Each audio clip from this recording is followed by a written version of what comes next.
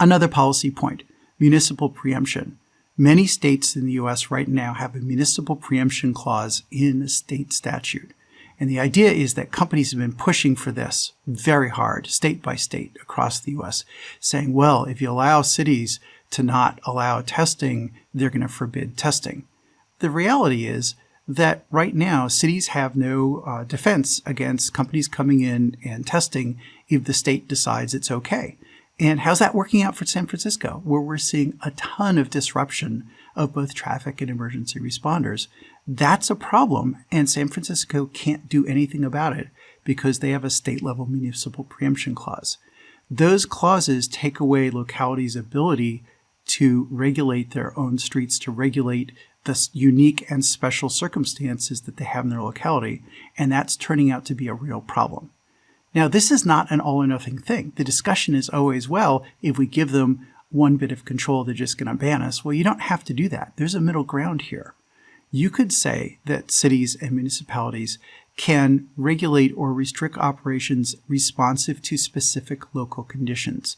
For example, municipalities could forbid testing with the driver in, because driver out testing isn't testing, it's just deployment.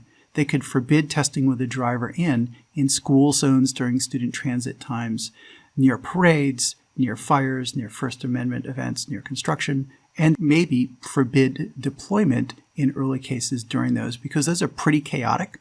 And it's not necessarily the case that the city is able to provide real-time data about where a free-flowing First Amendment protest that won't even tell the police where it's going to be next. How do you predict that? How do you put that out? Well, you can't. So the best thing may be to put a keep-out zone around those. But this does not mean that the state has to require that.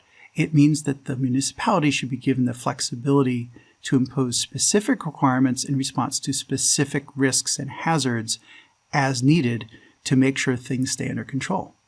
They should also be able to selectively suspend service.